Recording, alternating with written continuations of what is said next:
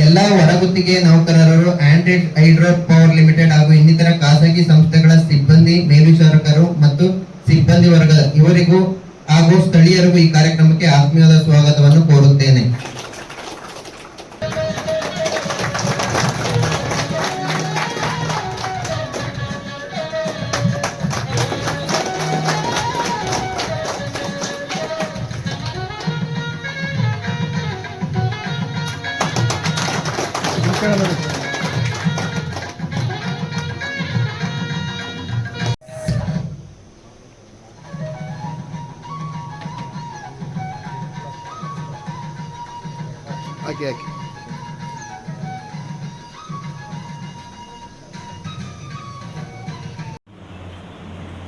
ಈ ಕಾರ್ಯಕ್ರಮದ ಅಧ್ಯಕ್ಷತೆಯನ್ನು ವಹಿಸಿರುವ ನಮ್ಮ ಅನಿತಾ ಮೇಡಮ್ ಅವರಿಗೆ ಅಧ್ಯಕ್ಷನ ಭಾಷಣವನ್ನು ನಡೆಸಿಕೊಟ್ಟವರಿಗೆ ಧನ್ಯವಾದಗಳನ್ನು ಹೇಳ ಬಯಸ್ತೇನೆ.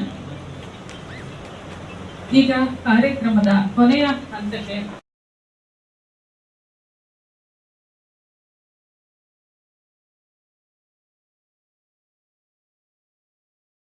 ನಾವೆಲ್ಲರೂ ಸಾಗೋಣ. ನಮ್ಮ ಮುಖ್ಯ ಅತಿಥಿಗಳು ಇಂದಿನ ಭಾಷಣದಲ್ಲಿ 2 ವಿಚಾರಗಳ ಬಗ್ಗೆ ಬಹಳ ಮನಮುಟ್ಟುವಂತೆ ತಿಳಿಸಿದ್ರು. ಈ ಜಗತ್ತಿನಲ್ಲಿ 90 ಕೋಟಿ ಜನ ಆಹಾರ ಇಲ್ಲದೆ ಇವತ್ತಿಗೂ ಸಹ ಇದ್ದಾರೆ ಎಂಬುದು.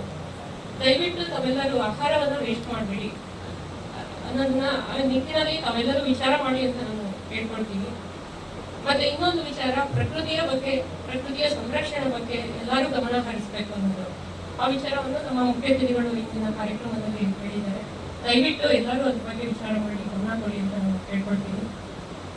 ನಮ್ಮ ಇಂದಿನ ಕಾರ್ಯಕ್ರಮಕ್ಕೆ ನಮ್ಮ ಮುಖ್ಯ ಅತಿಥಿಗಳು ಅವರ ಅಮೂಲ್ಯವಾದ ಸಮಯವನ್ನು ತುಂಬಾ ಸಮಾಜಮುಖಿ ಸೇವೆಗೆ ತೊಡಗಿಸಿಕೊಂಡಿರುವವರು, ತುಂಬಾ ಬಿಡುವು ಮಾಡಿಕೊಂಡು ಇಲ್ಲಿ ಬಂದು ನಮ್ಮ ಕಾರ್ಯಕ್ರಮದ ಯಶಸ್ಸಿಗೆ ಕಾರಣರಾಗಿರೋದಕ್ಕೆ ನಾನು ನಮ್ಮ ಸಂಸ್ಥೆಯ ಪರವಾಗಿ ಅವರಿಗೆ ಧನ್ಯವಾದಗಳನ್ನು ತಿಳಿಸ್ತೇನೆ.